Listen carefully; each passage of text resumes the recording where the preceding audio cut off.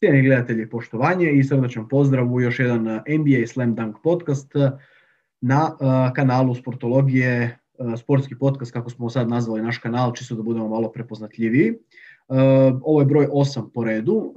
Naš gost je već znana ličnost iz naših krugova, a to je sjajni mladi Baby Vela. Danas ga nećete možda vidjeti, ali ćete ga svakako čuti. Marko Mikić. Marko, dobro ti večer još jedan put.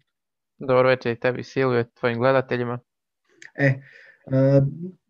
Uglavnom puno toga u NBA-u se izdogađalo, završio je taj All-Star pauza, naveliko se već igra i tako dalje i ulazimo u jednu fazu sezone, ja mogu to tako reći, pogledao sam nekoliko utakmica, čak sam pogledao YouTube, koji su mnogi nahvalili, ali eto 2 puta kad sam ih pogledao, 2 puta su izgubili gotovo na identičan način od Washingtona i od Golden State-a, što znači da je NBA liga ušla u malo ozbiljniju fazu. Pa evo, čisto malo prije nego što krenemo na teme, što misliš kako se tebi čini ovaj ostatak sezone, da li se tebi čini da su momčadi malo uzbiljele? Pa jesu, vjerojatno sad kako se približaje taj playoff, normalno svi će željeti u njega i moraju malo stisniti, što kažem, malo pojačati i to je to. Da, vidim su jako puno razlika, definitivno znači sada se već više manje skraćuju rotacije i sve ulazi u tu posljednju fazu, naravno svi žele da ne bude nekakvih velikih ozljeda i da to sve krene u nekakvom toku koji je naravno za njih najbolji. Mi ćemo krenuti sa jednom temom koja je dosta ovako zanimljiva. Pričali smo čak i dosta u igraču, mislim čak i s Silijom, a možda čak i sa tobom, Marko, nisam sad više ni toliko siguran. Ali PJ Tucker je zapravo izbačen iz Houstona zbog određenih problema. Evo, Houston je postao autobusni kolodvor realno gdje se svi rastaju i odlaze negdje drugdje. Da, vidjeli smo što se desilo i sa Jamesom Hardenom, a sad odlazi PJ Tucker koji nije bio neka velika zvijezda, ali neko ko je na kraju potpisao za Bucksa i koji je okarakteriziran kao jedan starter, koji je praktički jedna stara škola onog pravog obrambenog igrača. Evo nekako tvoje razmišljanje prvo o svemu ovo što se događalo oko PJ Tuckera.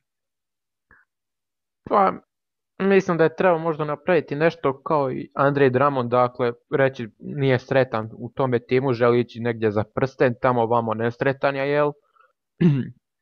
I ostati sa time i presjediti na klupi, nije to treba možda javno iznositi, ali dobro, njegova stvar. Što se samog trejda tiče, pa ne znam, vidjet ćemo kako će se pokazati u Milwaukee, jer još nije odigrao nijednu utakmicu, tako da treba vidjeti. Ali čisto vjerujem u njega i mislim da će pronaći svoju ulogu u toj ekipi. A da li po tebi recimo to možda ona posljednja puzzla koja u toj nekakvoj slagalici koja treba Bucksima za malo ozbiljnije stvari ako govorimo o nekoj obrambenoj priči, jer pričali smo o Bucksima upravo mislim ti i ja i govorili smo o tome što im još fali da bi oni došli do naslova. Pa mislim da im fali možda još jedan poenter, dakle uz Ante Antetokounmpa koji je baš sad u zadnjih pa možda jedno 6-7 utakmica vratio onaj svoj MVP nivo gdje je na prosjeku od 32 poena. Što se toga tiče, mislim da bi trebao još neko ispoentirati uz njega. Što se Tuckera tiče, on može pomoći jako puno Middletonu i samom Antetokounmpu što se defanzive tiče. Sad u napadu vjerujem da neće izostati njegove 2-3 trice, ali za neki pomak mislim da im je potreban još jedan skorer, barem upola dobar kao recimo Antetokounmpu. Da, ali generalno misliš da je trade korektan što se tiče nekih njihovih obrambenih potreba, ali tako? Pa mislim da je više nego korektan. Ono što je recimo zanimljivo i za PJ Tuckera je bilo jako puno igrača, ja se sjećam Tony Allena, jednog od posljednjih primjera, imamo i Bena Wallace legendarnog. Znači to su igrači koji nisu u svojoj karijeri napravili nekakve velike ajmo to tako reći, brojke, ali su recimo bili tu uvijek starteri jer njihova nekakva ta pomoć u obrani prvenstveno i određene stvari, blokovi i ne znam kakav skok kako treba i tako dalje su uvijek bili na cijeni. Pa da li misliš da, pošto PJ Tucker već ima jako puno godina, da li smatraš da takvi igrači već lagano izumiru i da više neće biti toliko potrebni kao što su bili nekad, zapravo prijeko potrebni? Pa mislim da će biti dalje potrebni, ali da li izumire to, mislim da, jer se cijeli NBA iz korijena krenuo mijenjati. Dakle, puno je liga napredovala, puno se modernizira, gdje puno se napada koji sam, kao što si rekao, gledao si YouTube pa si sami vidio protiv Golden State da se maltene šutevi odmah nakon prvi 6-7 sekundi uzimaju, pucaju trice.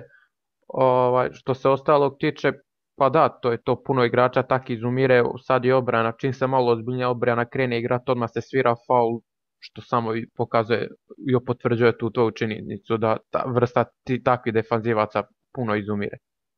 Da, jer jednostavno ako ne možeš proizvesti toliko i toliko trica, toliko i toliko određenih kvalitetnih stvari, zapravo narativ lige je da se igra na koš više, a ne na koš manje. To je jednostavno tako.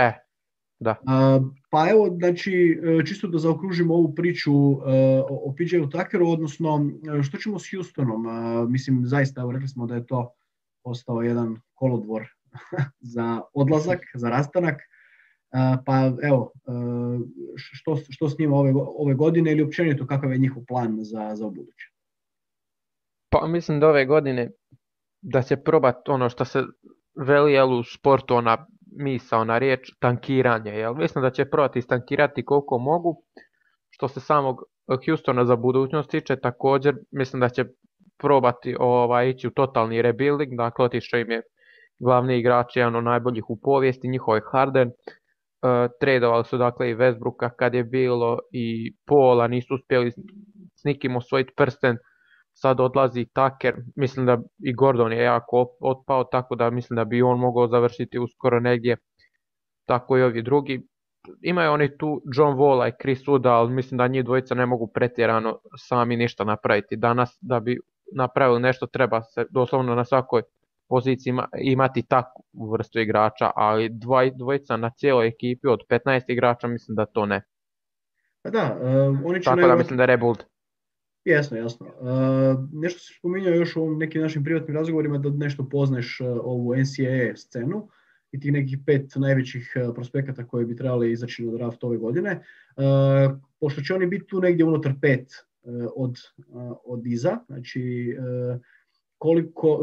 da li tu postoji neki igrač koji bi eventualno mogao svojom nekom kvalitetom promijeniti franšizu na kojem bi oni mogli pikirati u tih prvih 5 pikova? Pa zasigurno to je dakle sa Oklahoma State, njega sam pa i najviše ispratio, dakle to je Cade Cunningham, krilni igrač, 6'8", jel, visok,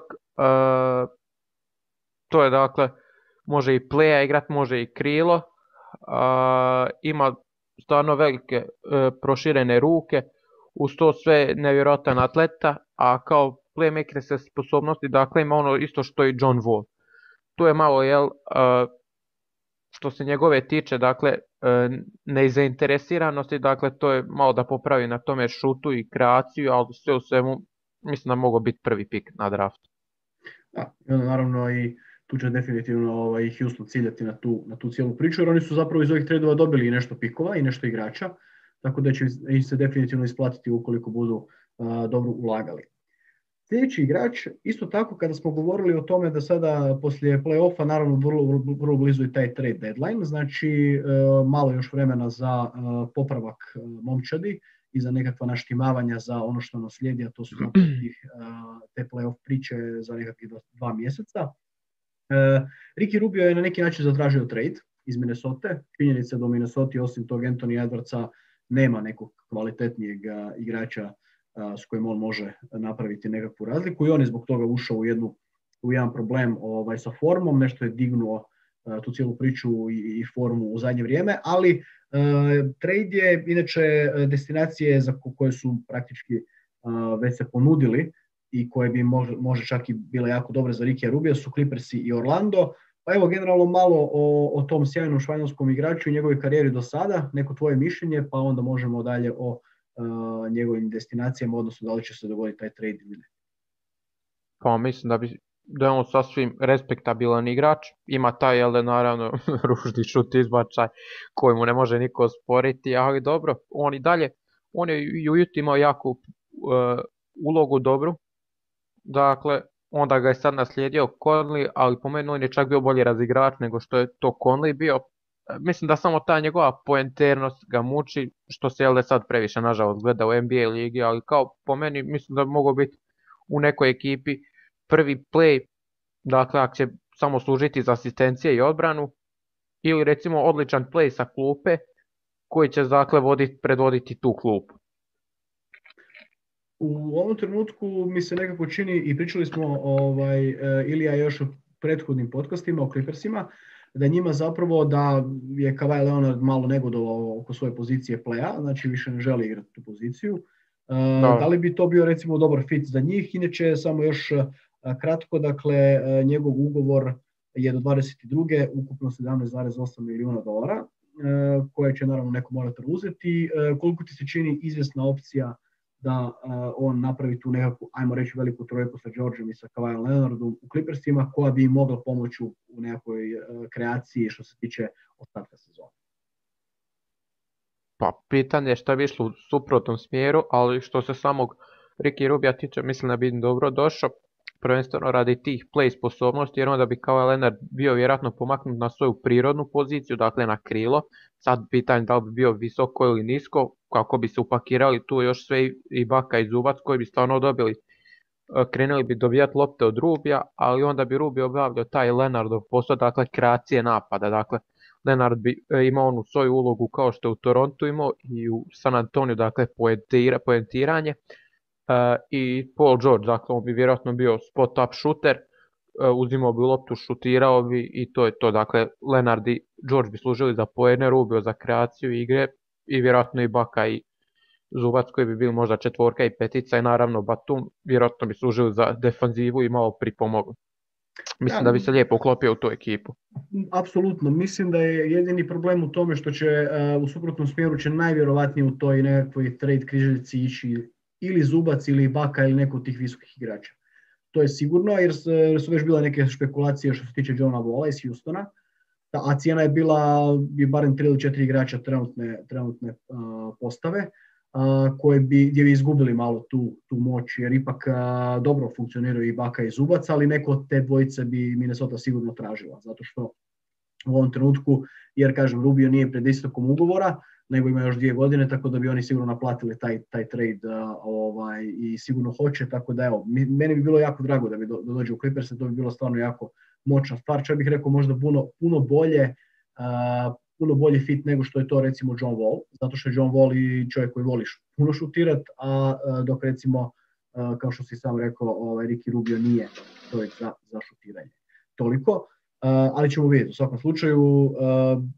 Još nekako, tu se spominje Orlando, iako Orlando nije sad u nekakvoj situaciji. Što misliš nekako o toj situaciji u Orlandu? Da li bi ga oni mogli uzeti i što bi on uopće znači u ovoj sezoni koja nije baš najbolje za Orlando? Pa mislim da bi on tamo pristao kao zamjena, dakle dok se ne oporavi Markel Fultz koji je pokidao križne ligamente. Mislim da bi on bio njegova zamjena, dakle ne baš specifičan poenter, ali razigravač. Dakle, Orlando je lijepo izgledao na početku ove sezone dok je Fultz bio zdrav, sad kako se ozlijedio malo i to razigravanje, malo je krenuo taj protok lopte štekat. Mislim da bi Rubio bio zamjena za to i da bi on nastavio ono što je zapravo Fultz započeo. Tako je, da. Ovdje još ima i Nikolu Vučevića koji ove godine igra zaista fenomenalno i to bi bilo tako jedna dobra postavka što se tiče samog Orlanda, ali čisto bi možda eventualno bili onako blizu nekakvog play-ina, ali to bi više manje bilo to za Orlando, dok recimo sa Clippersima će biti cijena trade malo će biti drugačija po mom mišljenju, malo ozbiljnija, jer će Clippersi nešto morati dati, ali definitivno bi sa Rubiom se kompletirali barem što se tiče tih nekih vanjskih pozicija. Sljedeća naša tema, odnosno aktualnost, nakon Rickya Rubija je naravno LeBron James. Moramo ga iz marketinških razloga malo više spomenuti, ako želimo share content i tako dalje. Učili smo puno od ovih velikih youtubera, nećemo ih sad spominjati koji su, da ne odemo baš u nekakvu u neke, ajmo reći, neozbiljnije vode, nismo baš tako neozbiljni, ali u svakom slučaju LeBron James kaže da je zaslužio više od 4 MVP naslova. Evo, prvenstveno ta izjava, ima još tih izjava koje on stalno svaki tjedan neka njegova izjava bude vrlo zanimljiva, pa onda znači koje je tvoje mišljenje, da li je ta izjava na mjestu? Pa, mislim da jeste, apsolutno. LeBron je nakon, za mene osobno, Michael Jordana najbolji košarkaš svih vremena. To što je pričao o MVP nagradama, to također stoji, dakle on ima samo 4 nagrade, a po meni su postao još barem, pa vjerujem, možda i 2-3 godine u kojima je također zaslužio da ima MVP, dakle što bi ga dovelo u konačnih možda neki na 6-7. Pa da, naravno, mislim, ne sad, mislim da čak ni Michael Jordan nije osvojio toliko puno MVP titula, ali opet, naravno, njegov utjecaj je ogroman zbog različitih razloga, ali općenito on u ovom trenutku koliko on utječe na ekipu, naravno znamo da on utječe skorerski. Evo recimo pitanje, da li je on najbolji all-around igrač svih vremena po tebi? On? Pa ako ovak nastavi, mislim da hoće. Za sad mislim valjda da je još najbolji all-around igrač svih vremena. Bi rekao da je i dalje to stari Magic Johnson, ali mislim da je rame uz rame trenutno LeBron. Ali LeBron kako je nastavio, iako osvoji prsten ili MVP, nešto toga dvoje, mislim da on ide kao prvi bez premca, pa onda Magic Johnson. Pa da, apsolutno da. Ali mislim, dobro, to je praktički, ako govorimo o promjeni igre, od njegovog dolaska, mislim da su te nekakve produžene trojke, četvorke, ta njegova neka pozicija, on igra sve pozicije, može igrati fizički sve pozicije, zapravo promijenila narativ. Ja sam nekako sjećam sad da recimo jako dobar all-around igrač 90-ih, kao što je bio Scottie Pippen, bi rekao da bi možda dobio još više na važnosti danas, nego što je to imao 90-ih, zbog svojih sposobnosti skakanja, dobrih šuteva i općenito nekih dobrih poteza koje je imao. Mislim, da li će praktički, mislim, koliko je njegov utjecaj u ligi u tom smislu da je on, da danas recimo imamo nekog njegovog prototipa kao Giannisa Antetokounmpa recimo, koji mi čini mi se da je tu negdje kao on, ne u smislu te takve razine visoke klase da, ali ne toliko ogromne kao LeBron James, no međutim mi se čini da danas, da li vi danas možete biti zvijezda jedino ako ste ta pozicija kao LeBron James. Znači i ta njegova tipologija igranja. Pa i da i ne, ovisi. Da, tu puno radi i hype recimo, kao što radi za LeBrona. LeBron je svakako igra 10 finala igrao u svojoj karijeri, osvojio 4 MVP-a, mislim da je možda tu i pokraden za jedan defanzivni. Brojke same govore o njemu, ali onda ima igrač kao što si rekao i Giannis, dakle Giannis je jak u regularnoj sezoni, kad dođe playoff i malo se odbrane, on jednostavno ne stane s terena, a što se Jamesa tiče on i ne stane, on u playoffu dadne viši nivo kao i što je Pippen to radio, dakle on bude u regularnoj sezoni jedna vrsta igrača, a kad dođe playoff dodane još nivo više i dakle oni žarano svoje prstene i to je to. Da, nevjerojatno je to, nevjerojatna je činjenica, mislim naravno, ne govorim, ja ne želim uspoređivati LeBrona i Pippena u smislu nekakve veličine igračke, ali činjenica je da su to neke tipologije, znači Pippen je, barem se nekako meni čini, bio taj igrač koji bi danas bio velika, ogromna zvijezda, možda i glavna, jer je takvih jako puno danas, no međutim recimo tad je bio jedan od, naravno, igrao Michaela Jordana, pa je to razumljivo, ali mi se čini recimo da je stvarno LeBron James sa 36 godina i sa takvim ulaganjima u sebe i sa takvom nevjerojatnom ozbiljnošću, zaista evo, nekako pitanje kad je kraj, jer kraj je onda kad jednostavno počneš padat u formi, ali mi se ne čini neko da će LeBron pasti još barem neko vrijeme, tako da evo, ti znaš i Toma Brady, ali to su neke drugačije priče, ovaj čovjek stvarno na plećima svojim. A drugačiji je sport, mislim da je košarka ipak malo zahtjevnija neko, pogotovo kad si LeBron, mislim da je to puno zahtjevnije nego možda quarterbackovski posto. Dakle, mislim da quarterback trajanje može trajati do neke 45. 6. godine, dok recimo košarkaš na ovakvom nivou gdje će igrati 85 utakmica, dakle 82 još playoff recimo ako igra, to je dakle 86 minimalno, to je dakle 48 minuta, mislim da je to puno. I to je dakle stalno si u pokretu, trčiš tamo ovamo s jednog kraja na drugi kraj parketa, u punom si šprintu, stalno igraš obranu, napad, bez obzira. Dok recimo quarterback sam znaš što je, dakle uzeti loptu, baciš, pronalaziš, paziš da te neko ne zakači i tu je sva polemika. Mislim, usporedbe su jednostavno čisto zbog nekakvog trajanja, ali raditi usporedbu između jednog quarterbacka i jednog LeBrona Jamesa u smislu toga, to apsolutno nema smisla, jer kad se pogleda koji su, mislim da se razumijemo, ja sam nešto kratko igrao quarterbacka, na nekim tim treninzima se nisam ni uznojio, realno, a što će košarke 3-3, recimo, što je apsolutno različito od nekakve druge stvari, to je već problema, kamoli kad se igra 5-5, to je već neki različiti sport i općenito fizička potrošnja je nevjerovatna. On je imao neki sukob s Ibrahimovićem, to je još ranije neka priča bila o tome da, naravno, njegov utjecaj na košarkaškom terenu nikad nije bio upitan, ali nekako mi se zadnje vrijeme čini sad, nekako volio bi čuti tvoje mišljenje, da li je možda malo počeo već pretjerivati sa ovim nekim svojim političkim izjavama i da li to možda šteti i njemu kao igraču kojeg se zapravo svi vole? Pa da. Ako je sportaš, onda se treba baviti sportom. Mislim da on je plaćen da igra taj sport, a političar je plaćen da se bavi politikom. Taki LeBron, mislim da ne, znači pogotovo taj Black Lives Matter pokret, mislim da je to čista glupost po meni. Odavno ti Amerikanci tamo imaju ta prava i sad pogotovo krenuli su uzdizivati taj rasizam, što previše miješaju taj sport, a rečeno da se politika ne miješa sportom. Taki i James, koji je sportaš, mislim da nije u redu od njega da se miješa u politiku. I da sad istaknuje kako su oni, ti crni tamnoputi košarkaši, općenito sportisti zapravo puno vrijedni nego recimo neki bijelci, jer sve to drugačije rase, pa onda. A nema, naravno, mislim da se razumijemo, ali kažem, ja sam sličnog stava u smislu jednostavno tog pretjerivanja. Naravno da ti kao nekakav sportaš možeš utjecati nekim svojim radom i tako dalje, ali stalno su neke određene izjave, pa onda Ibrahimović malo upravo rekao ono što si ti spomenuo, dakle da se počne baviti, on se jako dobro bavi sportom, ali da jednostavno je počeo pretjerivati i da to zapravo i ligi šteti, jer Jordan recimo kao on je nekakav Jordanov nasljednik, kamo to tako reći, kaže da svako kupuje tenisice i oni koji su sa juga američkog, koji su poznati po svim tim lošim stvarima, ajmo reći ne većina nego taj jedan dio, ali svi kupuju njegove Jordan brand tenisice i nema što se toga tiče zamjeranje nikome, a to bi LeBron James trebao barem znati. Ako ništa, treba još samo spomenuti zapravo da u ovom trenutku LeBron James je ukupno, odnosno preuzeo još neke određene dionice, ušao još nekakve biznise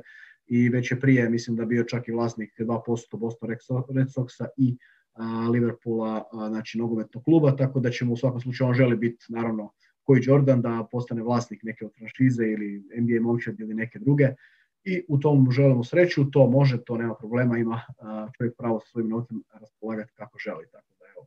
Ali kažem, mislim da se pretjeruje sve više i više i da će to, mislim još jedno pitanje prije toga, što misliš, da li će se to dugoročno možda otjerati određenu publiku, potencijalno NBA-ovsku, koja je recimo do sad bila, takve neke izjave koje se stalno propagiraju kroz medije? Pa ne znam, vjerojatno će ga, njega će vjerojatno neki možda malo više zamrzit, radi toga, jer stvarno radi to stvarno nije, politici nije mjesto u sportu, kao što i sportu nije mjesto u politici. To su dakle 12 spojiva elementa, ali on je to uradio i ako dobije hejt radi toga, mislim da je to sasvim opravdan hejt.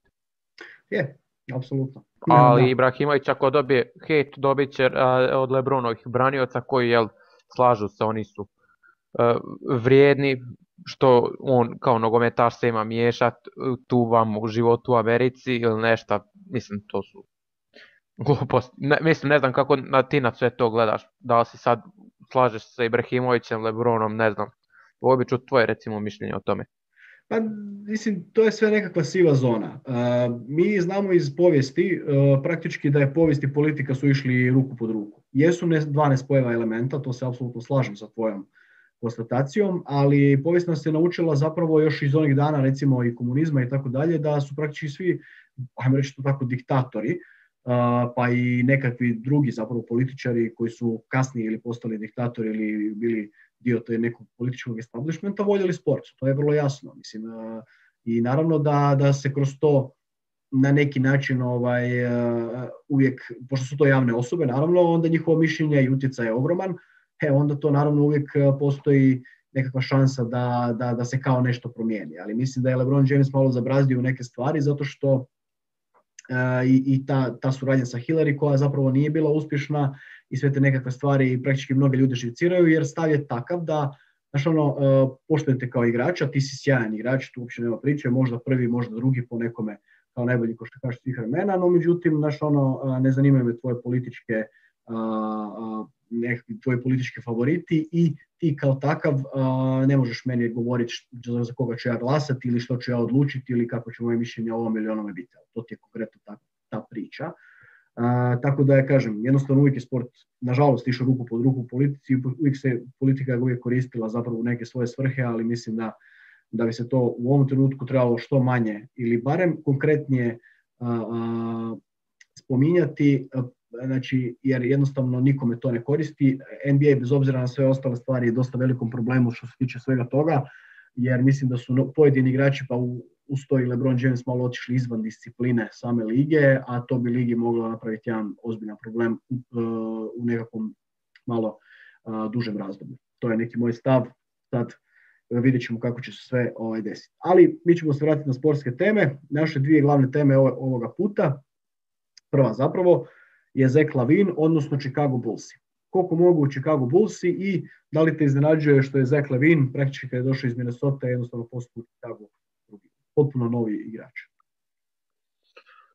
Pa i jest i nije, on je dakle, mislim da ga je probilo taj slam dunk contest, kojim se jako puno dokazao. Onda je tražio neke pare koje mu naravno Minnesota nije mogla pružiti. Očito Minnesota uvidjela u njemu da će biti potencijal u njemu i otišao je normalno kao i svaki igrač za parama i završio je u Chicago Bullsima. Sad malo je problem taj Chicago što stalno mijenjaju trenere, drugačiji stil igre, ali što je zanimljiva stvar kod svega toga je što taj Zach LaVine uvijek konstantan, uvijek tu ima njegovih 25 do 30 poena po utakmici i mislim da je svaki neuspjeh koji se mora natovariti toj ekipi Chicaga, mislim da je najmanja krivica njega. Ali ovo ostalo, da, on je svakako jedan od boljih igrača. Mislim da je ove sezone u top 10 skorera lige. Da ima skoro 29 poena u prosjeku. Tako je, da. Evo, točno, precizno 28,4, dakle skoro 29. Ono što zapravo se iz statistike na tom basketball referensu može vidjeti, a to je da Zach LaVine jako strši u tom Chicagu, ukupni omjer je 18-21. Trenutno i Chicago ima ozbiljan problem što se toga tiče, jer ja sam vidio čak i neke njihove što podcaste, što pripremajući se za razgovor i nekakve tekstove o njima na tim nekim specijaliziranim stranicama i dosta su onako skeptični da se ne bi dogodilo kao i prošle sezone da i opet im jedan igrač strši, a da ostatak ekipe jednostavno nije dovoljno dobar da napravi neki veći rezultat. Oni prošle godine nisu bili u play-offu. To je neki stav o tome što će se desiti ove sezone. Dakle, da li će ili ko bi mogao još uskočiti u Zeca LaVine, svaka čast njemu i njegove sjajnoj igri, ali da bi ušli i zadržali poziciju koju su trenutno, to je taj play-in, ko im još treba zapravo da bi došli do malo ozbiljnijeg omjera i ušli u taj play-off i napravili neke rezultate? Pa rekao bi možda ova visoka linija, prvenstveno dakle Wendell Carter, ali dobro kad se opet pogleda da on je njihov zapravo defanzivac, a ne poenter, onda ćemo njega izbaciti. Rekao bi da bi možda Lauren Markkanen mogao malo poboljšati te svoje brojke, dakle sa svojih 18 poena dići možda na nekih 21. Tu bi svakako, od kog se baš to pretjerano očekuje, to bi rekao Tomas Satoranski, dakle da sa svojih 7 poena digne na možda nekih 12-13 i u prvom redu, dakle prvi igrač koji bi trebao da poboljša te svoje brojke, to po meni trebao biti Otto Porter Jr. Pa dobro, što bi se, mislim, oni su sad promijenili trenera, to je taj Billy Donovan koji je bio u Oklahomi. Dakle, što je njima generalno problem da su oni opet u nekakvoj prosječnosti, jer kao oni su promijenili trenera, ali nisu htjeli da opet se dogodi nekakav omjer ko prošle godine, ne sa nekakvih 25 osvojenih utakmica. što bi im se zapravo trebalo još desiti da bi oni, što bi Billy Donovan trebao promijeniti u toj cijeloj rotaciji i da to funkcionira na ovaj način na koji mi očekujemo, recimo da se, na primjer, Tomaš Satoranski digne svojih 7 na nekih 10, možda 11. Pa trebao bi nadograditi tu poziciju, dakle njima treba još jedan svakako igrač sličnog kalibra Zach LaVine da bi ta ekipa postala ozbiljna. Sam Billy Donovan radi maksimum iz Chicago Bullsa, dakle Chicago je 9. ekipa trenutno na tablici, dakle igrao bi od taj takozvani play-in koji dakle igraju 8., 9., 7. i 10. pozicija. Po tome svemu Billy Donovan dakle radi maksimum kao što je to radio u Oklahomi gdje su predviđali isto je to Oklahomi da će završiti 14. prošle sezone, Oklahoma igrala playoff. Sad, što se Chicaga, mislim da je ovo maksimum Chicaga koji može, samo možda taj konstantnost, dakle da krenu pobjeđivati nekad nekog, da ne bude sad pobjede primjer Indijanu ili New Yorka, a onda im dođe recimo zadnji Cleveland ili neko i pobjedi ih. Mislim da bi trebalo malo na toj navici pobjeđivanja bi trebali proraditi. Da, to je taj poznati kontinuitet, recimo čak... to. Da, oni čak prije nekoliko večeri su izgubili od Spursa u utakmici gdje su imali 23 razlike prednosti, što onako, mislim da je to možda... Pa, mislim, da li je to problem karaktera možda? Pa, možda jeste, možda fali malo discipline, ali mislim da to ne fali kod Billy Donovana. Neko bi rekao da fali discipline, ali mislim da to kod njega ne fali. Što se same ekipe tiče, sad kažem, to je maksimum, treba nadograditi malo tu ekipu uz Markkanena i LaVina koji su ofanzivno dobri i Kobe Whitea tamo vamo. Mislim da treba dodati malo rotacije, još bolje Otto Portera ako je po mogućnosti riješiti se i dovesti nekog puno boljeg igrača, dakle koji će biti sličnog kalibra, ne mora biti kalibra kao Zach LaVine da će ubacivati 30 pojedina, ali nek ne bude i ko Lauri Markkanen, nek bude nešto između Lauri Markkanena i Zach LaVina. I mislim da bi Chicago lagano mogao biti 4., 5. momčad istoka. Dobro, to hoćeš na neki način reći da bi možda trebao jedan onako srednje dobar all-arounder koji ima sve moguće segmente svaka od ta 3 igrača da bi došlo do nekakve... Da, upravo ono što je dakle zamislite da Otto Porter bude dakle jako dobar defanzivac i jako dobar trojkaš. On naravno, nažalost trojke ne isporučuje, ne šuta ih onako kako je zamislito da ih šuta, on dakle ima možda nekih 39%, dakle on u prosjeku od 4-5 pogođen, od 4-5 šutnutih trojku on će jednu pogoditi, a to je loše jebi ga. I neko ovi 4 promašene trojke što on promaši, nek protivnička ekipa pogodi 2 trojke recimo i 2 polaganja, to ti je 10 poena minusa i to je jednostavno gotovo.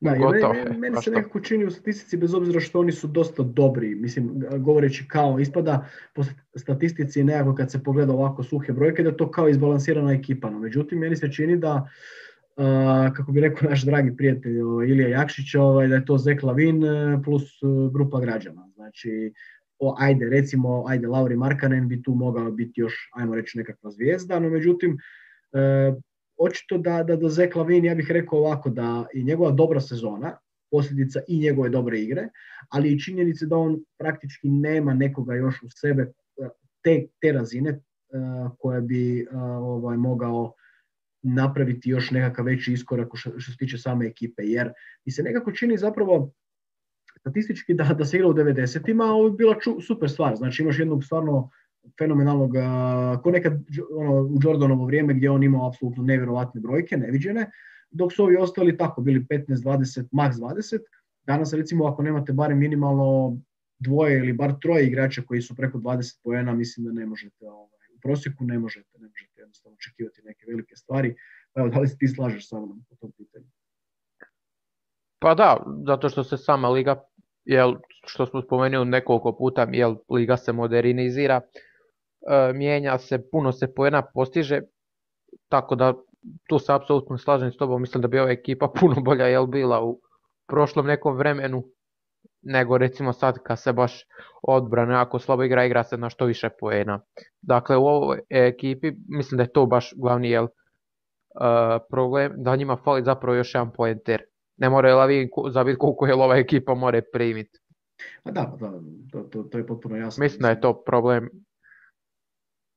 Je, ali definitivno evo možemo se još malo vratiti na Zeka Lavina. Ja sam malo pogledao recimo te statistike u Minnesoti.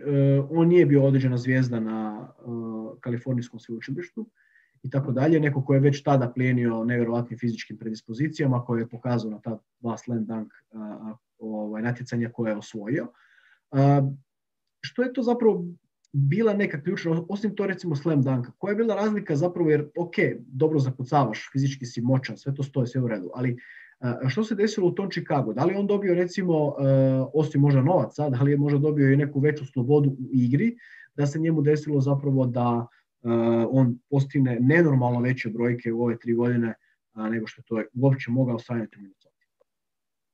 Pa da, trenirao je, on se prvenstveno prije nego što će doći u Chicago oporavlja od ozljede prednjih križnih ligamenata. Dakle, ta ga ozljeda sputavala i to je tamo se kako desilo nakon onog drugog slam dunk kontesta. I onda je tamo počeo taj free agency, kako šta, Minnesota je bilo ono, da li će reagirati, hoće dati mu te određene pare, neće, tamo vam ponudili su, ne znam koliko su ponudili točno, Chicago mu mislim dao čak 70 miliona na 4 godine. Kad je u to vrijeme bilo i dali su mu taj veliki ugovor, potpisali su ga, jer rizikovali su, htjeli su da vide šta je. I Lavin je sezonu po sezonu dakle, dodao bolji 3-point šut dakle, u svoj arsenal. Šut za 2, dakle više nije samo zakucavanje, dakle sad je sve dodao, postao je moderni šuter, moderno što se kaže šutersko krilo i po meni on baš u ove dakle 3-4 godine je jako izrastao u pravog superstara, dakle možda ne u superstara, ali u svakako all-stara kojeg je zaslužio jeste. To je dakle... Pa da, nekako danas je neko jedno vrlo zanimljivo vrijeme i to treba naglasiti kod Zeka Lavina. Vidjeli smo jučer dok snimamo kako su neki igrači koji su igrali recimo u jednoj Speciji ili nisu mogli igrati niti u Rijeci, a znamo da govorimo o Mislavu Oršiću kojem svaka čast, zaista. Za povijesno uspjeh Dinama nismo ga spomenuli, ali evo, nema veze, neće nam zamjeriti svakako.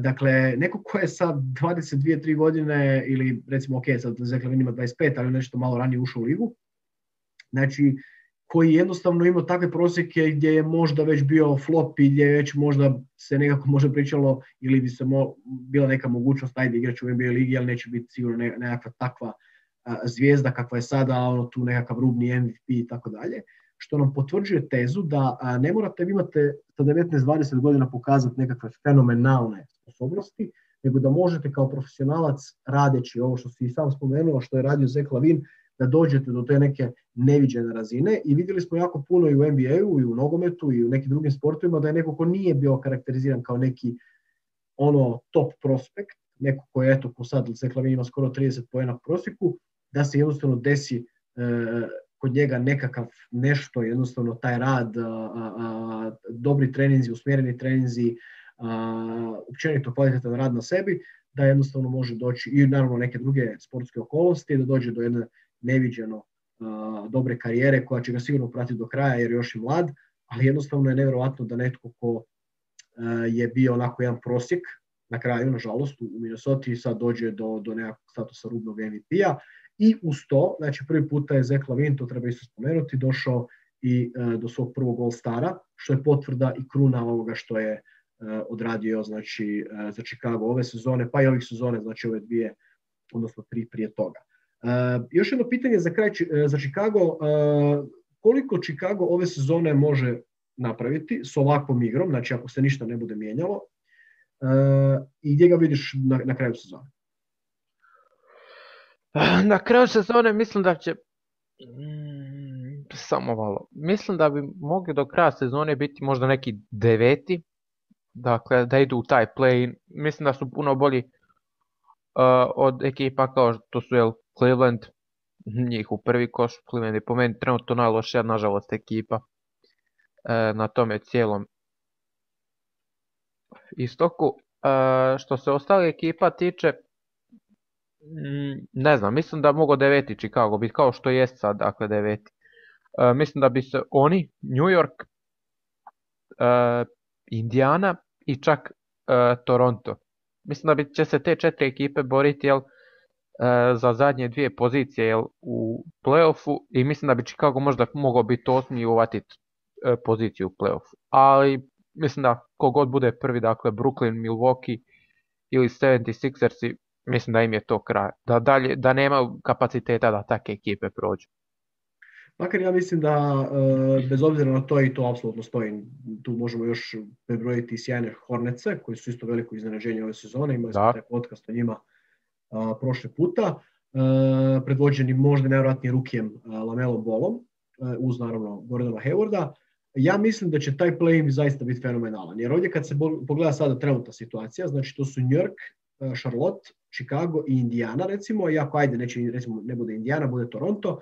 Ali to će zaista biti ono što bi se reklo kolokvijalno krvi do koljena. Znači, bit će stvarno jedan zanimljiv taj play-in.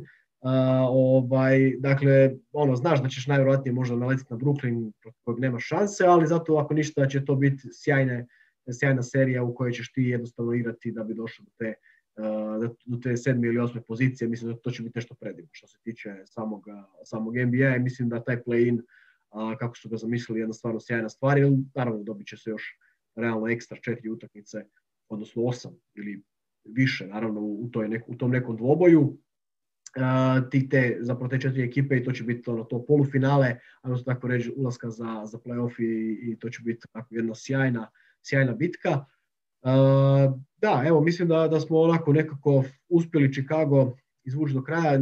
Nadamo se da će biti još kvalitetniji, iako po mom nekom sudu, to je neko još zadnje pitanje o Chicagu, što misliš da se recimo GM, da si general manager Chicaga, da li bi ostavio ovu ekipu ili bi išao u neko pretumbavanje rostera nekim tradeovima da se dovede ovo što si sam rekao jednog skorera umjesto ovih ostalih igrača koji imaš na rosteru, koji si spomenuo prije toga, kao što su Kobe White, Thaddeus Young ili recimo Wendell Carter? Pa, gradio bi polako momča, dakle, Zach LaVine bi zasigurno bio ta okosnica te ekipe, Kobe White bi bio taj glavni igrač sa klupe, čak bi Kobe White možda i da sam trener, onda bi ga prekomandovao na playa, ili bi recimo da sam general manager, onda bi u dogovoru dakle sa samim trenerom pitao da li taj igrač može igrati, jer mislim da je taj igrač potencijal, dakle on može imati svoj 15 poena, 16, 17, kako kad može nekad eksplodirati. I dakle te bi 2 pozicije sigurne bile. Uz to Carter bi bio zasigurno glavni defanzivac. Sad na svemu tome zanima me u kakvog će igrača dakle strasti Williams, dakle njihov igrač kojeg su draftovali. U kakvog će igrača pustio bi dakle da se razvija, a ovo ostalo mislim da Markkanen nije pokazao ono što se previše očekivalo od njega. U ovakvom Chicagu mislim da može igrati, ali da bi u nekoj drugoj ekipi, dakle u natjecateljskom, mislim da on ne može biti igrač koji bi mogao presuditi neku utakmicu. Tako da njega bi tradovao bi Otto Portera i cijelu klupu kao i znači poziciju 3 i 4 bi ispočetka gradio. Da, mislim da. Znači ti si jednostavno za to neko malo pretumbavanje rostera, odnosno građenje kroz neke tradove, a gle, jednostavno najgore je biti u američkom sportu, a ti to sam znaš, najgore je biti u sredini, definitivno. Znači, to je zapravo, ako govorimo o zadnjoj poziciji, to je ona pozicija u sredini, jer ne možeš na draftu dobiti nekakav veći pik, zapravo, a opet s druge strane u play-offu možeš za tu neku 8. poziciju i jednostavno biti metliran, kako se kaže, jednostavno pometen od samih broj 1 iz svoje konferencije. Pa da, sljedeća momčad je jedna od možda nekada davno dosta popularnih momčadi. Danas mi se također čini, ali nekako onako jedna crna mačka jednog NBA. Ono što je opće poznato da San Antonio Spurs, to su naša zapravo i druga glavna tema, jasna je stvar da ih recimo bivši David Stern, bivši komesar, nije volio nešto pretjerano jer su nekako više se držali za sebe i bili su nekako tim. Ovako generalno što ti se danas čini kako ti se danas čini San Antonio Spursi koji su realno trenutno nakon 37 utakmica oni još nisu odigrali dosta toga, su 7. I tu su, dakle, to je prva pozicija te takozvanog play-ina. Pa kako ti se čine Spursi ove godine? Pa u ovoj godini svakako jako dobro. Dakle, to je škola Grega Popovića, sam naš kao i pratitelj NFL-a, on je za taj NBA Greg Popović isto što je Bill Belichick za NFL. Dakle, to je praviš od ekipe maksimum, ono što se kaže, ona malo pogrdna i uzrečice odgovana se pita pravi. Tako njih dvojica to rade u svojim sportovima, tako i Greg Popović ovdje. Ima tu DeRozan, dakle, koji ne znam, ima taj neki kontinuitet, jednu će utakmicu odigrati dobro, jednu neće odigrati, treću će odigrati, ali će odigrati loše. Onda tu je Aldridge, koji, kako sam po zadnjim informacijama čito, zatražio trade i ne znam ko će to sve, ako mogu kakvog pika prve runde, ali svakako na kog bi San Antonio trebao čekati, ko bi mogao postati jako dobar, a naše igrače svakako Luka Šamanić. Što se sami San Antonija tiče, ne sumnjam u njih, mislim da bi mogli u playoff, ali isto kao i Chicago, mislim da bi mogli puno bolje završiti, ali isto tako kao dakle i Chicago, mislim da nema što tražiti sa recimo nekim velikim ribama tipa Los Angeles 1, Los Angeles 2, možda Utah i Phoenix. Mislim da su to 4 ekipe koje su u ovom trenutku jače od San Antonija. Isto također kao što smo govorili za PJ Tuckera, da li je vrijeme tih takvih timova, isključivo timova u kojem imamo neke naravno glavne zvijezde kao što su to nekad bili Manu Ginobili, Tony Parker i Tim Duncan i još igrači koji su bili oko njih, recimo kao što je nekad bio, ne znam, Thiago Splitter, na primjer. Da li zapravo je vrijeme takvih ekipa i takvog nekog narativa i načina vođenja prošao, ili se može možda na neki način tako jednim timom doći do naslova kao što je to radio Greg Popović u mnogo era još tamo od 99. godine pa sve do tih posljednjih koje je imao protiv Miamija. Pa sad, to je pitanje, dakle, što on može, kako može i da li može. Što se samog San Antonija, dakle, i njihove igre tiče, oni su kroz svoju povijest, dakle, vođeni jako dobrim igračima, dakle, u prvom ruku, dakle, imali su najboljeg neeuropskog i neameričkog igrača, dakle, svi vremena Manu Ginobilija, onda europskog velikana poput Tony Parkera, to je jedno vrijeme se krampao i Boris Diaw, onda također imali su najbolju četvorku, zasigurno svi vremena Tima Duncana, koji su činili jednu jako lijepu ekipu, dakle osvojili su prste kad su ono i Clevelanda dobili u finalu 2007. godine, pa onda 2 puta su igrali finale sa Miamijem gdje su jedan put i pobijedili toga Miami, jednom su izgubili u sam utakmici znači u seriji od 7 utakmica su izgubili, tu su također imali i Kawhi Leonarda koji se probio kroz te San Antonije. Sad, kako šta i da li će šta, ne znam, mislim da taj polako Gregov način igranja polako zaumire i mislim da ne mogu oni više ništa tražiti što se ovake igre tiče. Ne znam kako je tvoje mišljenje. Pa ja sam isto generalno, mislim možemo mi sad tu pričati što god želimo. Jednostavno danas imaš 2-3 igrača, evo recimo, možemo se povesti recimo primjerom Netsa. Meni osobno još jedan malo viši igrač im treba te kvalitete i oni praktički se mogu izboriti sa time. Znači, isto tako mogu doći do finala, to sam mislio reći. Isto tako Lakersi. Ja kažem ovako jednu stvar. Ko riješi problem? Ne LeBrona Jamesa, nego Anthony Davisa osvojit će naslov. A to su samo 2 igrača koje su neviđeno talentirana. Znači imamo LeBrona Jamesa koji je jedan od najboljih ikad, imamo Anthony Davisa koji je najbolji big man u ligi. Tu s Jokićem sad možemo razgovarati. I to je to. Znači i plus još dodati igrače koji neće napraviti puno grešaka, koji će odrađivati svoju rolu u obrani i to je to. Znači samo sa 2 nekakva ekstra velika igrača plus još nekakvim dobrim igračima okolo.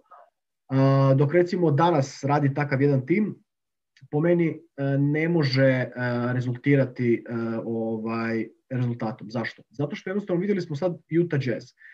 Siguran sam da će Utah Jazz također pasti, upravo zato što su sad već svi jasno naznačili, gotovo mi je jasno kako njih napasti. Znači ja sam gledao recimo jučer je bio Washington baš na HRT-u, a to je nekakva ekipa koja mi onako dosta djeluje na Spurse, gdje imaju jednog igrača koji strši kao Mitchell i tu nekakav tim, znači koji jednako dobro igra u obrani, koji jednako dobro igra i u napadu, ali oko kojeg se sve vrti, znači je Rudy Gobert i oni točno znaju što trebaju napraviti da bi oni jedan takav tim koji realno gledajući na kraju utakmice nema taj skorerski rang, jer Donovan Mitchell nije tako dobar skorer kao što on misli da jest i recimo Clarkson.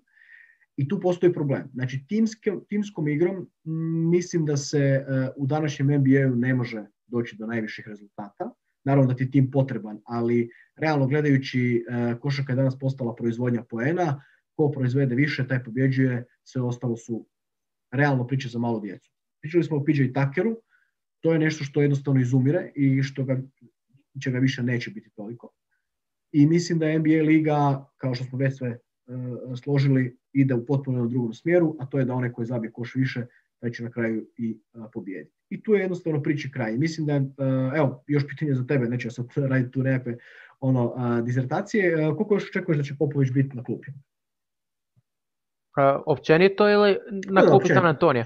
Da, klupi San Antonija, općenito, da, pa mislim da on je, sad trenutno mislim i trener američke reprezentacije, ako se ne varam, ali koliko ga očekuješ još da traje njegova karijera?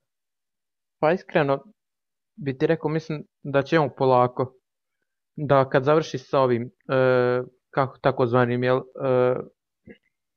mandatom u reprezentaciji, ako osvoji sad zlato na olimpijskim igrama i dakle dok mu istekne taj mandat, mislim da će on to privesti kraju. Da se više neće baviti trenerskim vodama kako u reprezentaciji, tako i u San Antoniju.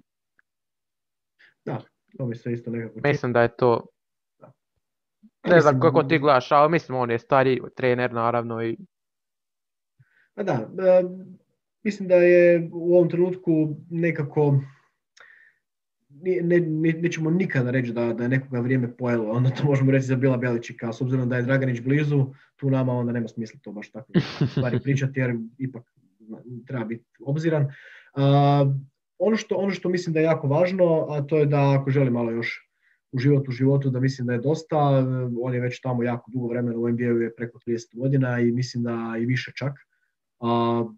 Odličan je, napravio jako puno, mislim da je također njemu treba reći, treba mu odati počast što je bio na neki način malo jedna onako avangarda NBA lige, koji je bio uvijek onako za sebe i Spursi su zapravo jako veliki broj navijača dobili upravo zbog toga i zbog te timske košarke, zbog te neke esencije timske košarke gdje se puno dodaje, gdje je svaki igrač važan, gdje ima naravno jačih, odnosno boljih i kvalitetnijih, ali jednostavno svi su taj tim i to je zaista složio sjajno. Isto tako govorio si Maniju Ginobiliju kao nekome koji je uvijek bio šesti igrač pa nikad nije bio problem da on dođe do nekog spotlighta.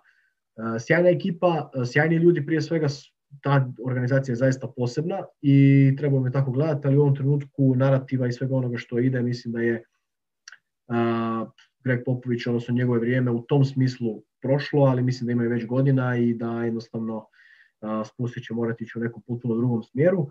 Isto tako, jedno pitanje još za tebe, ono što bi mogao biti problem, odrazi Marcus Aldridge, to je sad već poprilično jasno, znači nije bio uopće na utakmicama. Što ćemo sa njim? Spominju se Heat, Portland i Boston. Ko bi mogao biti dobar dobar fit za Marcusa Aldridgea? Treba još samo podsjetiti, njegov ugovor je 24 milijuna, ali on na kraju sezone istječe, tako da on praktički postaje onaj nezaštićeni slobodni igrač. Pa, mislim da bi pristao svakoj ekipi koju si ti nabrojao, s obzirom da su Miami riješili pitanje jednog visokog igrača, dakle zamijenili su Leonarda i doveli Arizu. Sad u skorije vrijeme mislim da bi to moglo izvjesno biti Portland, jer to je zapravo ekipa gdje je i Aldridge počeo, bio prije sad San Antonija i to je taman igrač kakav Portlandu treba, dakle neko ko će dobro se mečirati sa Nurkićem, gdje će iza njih stojati Carmelo Anthony, CJ McCollum i naravno jedan od MVP kandidata Damian Lillard. Uz to sve imat će onda jako lijepu klupu i mislim da bi to bilo to, ali mislim da i to i dalje ne bi, recimo takvoj ekipi kao Portlandu ne bi dovoljno bilo za titul. Ali mislim da poanta priče je ta da bi Aldridge zapravo, mislim, najizvjesnije mogao završiti u Portlandu. Pa da, apsolutno. Mislim da je to praktički za njega perfect fit. Zna, on je praktički srastao sa Lillardom u tim nekim vremenima kada su oni krenuli svoje košarkaške NBA puteve i mislim da im je to dobar. Vidjet ćemo što će oni dakle dati za uzvrat, to je isto jako važna stvar u toj cijeloj križaljci, ali u svakom slučaju on je onako, oni će možda dobiti nešto u tom tradu jer praktički on je za nekoliko mjeseci slobodan igrač i može potpisati za bilo koga, a sad ga držati na klupi, odnosno ne dati mu igrati, zaista nema realno nekakvog smisla. Također malo ćemo se i okrenuti i našem Luki Šamaniću koji u ovom trenutku je dakle dečko iz Zagreba, koji on znači 21-godišnjak koji je onako malo ispod radara, mi se čini da je prošao u hrvatskim medijima, ali je barem to meni možda promaknulo, ali u ovom trenutku dečko koji igra dakle četvorku, tek je sad počeo igrati, dakle došao iz one takozvane G lige, ove godine i krenuo, evo, da li si možda gledao kako ti se čini za sada njegova, kako ga sada upotrebljava Greg Popović? Pa Luka je dalje, dakle, mlad, on je 2000. godišta, jel? Sve u svemu, ono što sam vidio, da stvarno ima potencijala, dakle možda malo, ali samo malo da proradi na tome kontinuitetu i bit će jako izvrstan igrač. Mislim da neće njemu kao takvom koji je radnik bit problem da se prilagodi u ekipi kao što je ekipa Grega Popovića. Dakle, ono što je imao u biti Aldridge, dakle zadaću poentiranje i ta defanziva, mislim da će to biti zapravo i zadaća samog Luke Šamanića koji mislim da to more nadoknaditi. Kroz godinu, dvije, ako bude straso, dakle da ga ozljede zaobiđu, mislim da mogu biti idealna zamjena za Aldridgea. Ako ne i bolja. Pa je, apsolutno. Očekujemo to 2.08, 102 kg, isto tako 19. pik 2019. Tako da evo, 19. 19. Tako da u svakom slučaju da, ta priča bi se mogla definitivno otvoriti odlaskom Markusa Aldridgea. Neće sigurno dobiti 30 minuta, to je jasno, ali u nekakvom sistemu mislim da bi se mogao pokazati i da se razumijemo, svi oni su ogromni radnici i nadamo se da će Greg Popović prepoznati, a znamo da voli i europske trenere i europske igrače, da puno koristi njihove rotacije. Poznata je i ona priča da Popović jako voli i Željka Obradovića i njegove napadačke sisteme, što je super, to je odlična stvar, jer Popović je zapravo uvijek bio, kao što smo i sami rekli, avangarda, ali definitivno vrlo inteligentan što se tiče odnosno igrača i veliki respekt imaju prema igračima izvan Amerike, što je onako dosta velika razlika u odnosu na većinu lige. Tako da mislim da će prepoznati Luku Šamanića i tom dečku definitivno treba sva sreća da napravi što veću i bolju karijeru, naravno i u slučaju reprezentacije. Pa evo recimo na kraju koliko Spursi mogu ove godine, ipak za razliku od Chicaga i Istoka, mi znamo da je puno ozbiljniji zapad. On ima recimo tu 21-16 i tek je 7. Dok bi recimo sa takvim omjerom 21-16 već bio tamo treći, četvrti na istoku, ali Spursi su u ovom trenutku u play-inu, tako da na toj poziciji 7. Što očekuješ od njih na kraju s ovom situacijom i u rosteru kada odlazi Marcus Aldridge i koliko oni generalno mogu sa DeRozanom i društvom? Pa, mislim da su možda čak jači dakle u seriji od 7 utakmica, mislim da su jači od Memphisa, prvo to mislim. Dakle, mislim da se play-in igra jel, ako si bolje rangiran moraš pobijediti jednu, ako si lošiji onda moraš dvije. S obzirom da je San Antonio prva momčad u tome, imaju dakle isti omjer kao i isti pobjeda imaju koji Dallas i Golden State, ali imaju manje izgubljenih, s tim i manje odigranih. Ja mislim da imaju radi odgađanja što je već bilo tu.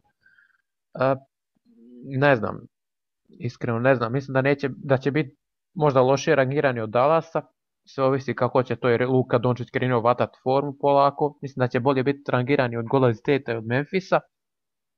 koji se također tamo hrva sa New Orleansom i Oklahomom za tu zadnju play-in poziciju, ali sve u svemu mislim da će San Antonio biti ili 7. ili 8. kao ekipa koja će ići u playoff. Sad onda, ko će biti prvi, drugi tamo, mislim da će to biti možda Los Angeles Lakersi i rekao bih Clippersi, tako da mislim da će možda ta ekipa pobijediti u 6 utakmica. Mislim da San Antonio ovakav ne može nijednoj od te dvije ekipe uzeti nijednoj više od 2 utakmice. Pa da, apsolutno, da. Jer taj ne znam, nekakav... volio bi tebe čuti što misliš recimo o tome, barem sata. Nema tu puno filozofije. Ja čak smatram, kao što sam već govorio, da će Utah Jazz bi isto mogla vrlo stradati ako ona se trenutno prva, jer nekako mi se čini u toj igri svaka čast našem Bojanu Bogdanoviću i toj cijeloj ekipi i ideji da bude to nekakav tim i tako dalje. Ali na kraju ta individualna kvaliteta određenih igrača poput recimo i Lakersa pa i Clippersa, jer ne treba zaboraviti ako oni ostanu ovakvi kakvi jesu sad trenutno sa Zubcem i Bakom, kao dosta bitnim igračima je jako će to biti teško. Tu je Denver koji je na Jokićev pogon, ali pitanje je koliko će zapravo u kontinuitetu to šljakat. Portland će živi zapravo od ludila Damiana Lillarda, to je moj stav. A San Antonio u ovom trenutku nema tu razinu kvalitete da bi došla uopće do nekakve razine nekog velikog rezultata u ovom trenutku, pogotovo sad bez Marcusa Aldridgea, jer Šamaniću svaka čast, ja se nadam da će biti dobar i da će napraviti nekakav dobar rezultat i dobre brojke, ali u ovom trenutku zaista znamo da je zapad izuzetno jak i da će prosuditi u tim nekim malim detaljima ipak ta individualna kvaliteta jednog LeBrona Jamesa, Kawhia Leonarda, pa čak i Luke Dončića koji će ekipa sa trenutno play-inu i oni bi mogli biti opasni, ali ovisi kako će se oni posložiti, jer kažem, mislim da sad u ovom trenutku nakon All-Stara treneri već znaju točno kako koja ekipa igra, koje su im slabosti, pogotovo ove jače ekipe koje se puno ozbiljnije spremaju za te neke najviše stvari i mislim tu San Antonio Spursi neće imati šanse. I tako da ne znam kako bi to mogao ocijeniti, jedino će možda imati nešto veće šanse ako uđu u prvih 6, u što realno sumnjam. Ali ako uđu u prvih 6, znači izbjeći ovaj play-in koji bi mogao biti dosta opasan sa Dallasom, tako da uglavnom u svakom slučaju mislim i sad recimo za Golden State-om koji se zahtava, bez obzira na tu ozljenu Karija. U svakom slučaju bit će jako zanimljivo, tako da evo, mislim želim mi svu sreću svakako, ali San Antonio u ovom trenutku mislim da nema tu kvalitetu, a znamo kakvi su vukovi, lavovi i sve te životinje na samom zapadu, naravno, to mislim pozitivno u svakom slučaju. Eto, Marko, ukoliko još imaš što za dodati, mi smo pri kraju Nemam. 8. podcasta, ja se nadam da ti je bilo ugodno i dobro. Jeste, nadam se da i tebi.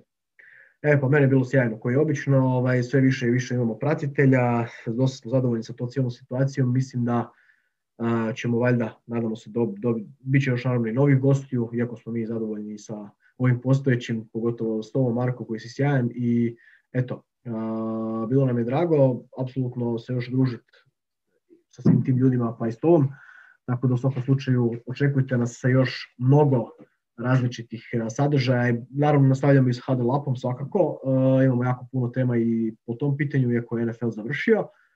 Tu će naravno i također sudjelovati i Marko u svakom slučaju. I naravno još jedna od nas sportologije sportskog podcasta, sve najbolje za Dinamo i zaista svaka čast i čestitke za ono što su napravili jučer i mislim da su pokazali da danas svi igraju nogomet. I da čak i oni igrači koji su, kažem, nekad igrali u Speciji ili su bili pod ugovorom sa nogometnim klubom Rijeka, pa nisu odigrali u 3 sezone nijednu utakmicu za njih, na kraju mogu doći nekoliko puta zabiti u Europi hat-trick, kao što se to dogodilo i sa Mislavom Oršićom, gdje je bila ona fora najjača. Kad Dajer kaže, tu su Soko, Davis, onaj i nas šestorica stanu u obrani i eto. Mislavo svaka čast, Dinamo također svaka čast i Livakoviću svakako. I naravno fenomenalnom kapetanu Arijanu Ademiju koji je, mislim, stvarno pokazao od početka taj stav i nisu se predavali i eto, to je to. Čestitke još jednom. Marko, hvala ti puno na sudjelovanju. Hvala tebi što si me ugostio. Također, vama, dragi gledatelji, hvala na praćenju. Mi ćemo se potruditi da naši podcasti budu još i bolji i kvalitetniji i da ih ima što više. Dakle, ovo je bio broj 8 NBA Slam Dunk podcast i zdravi veseli bili i čujemo se u nekim drugim prilikama. Doviđenja.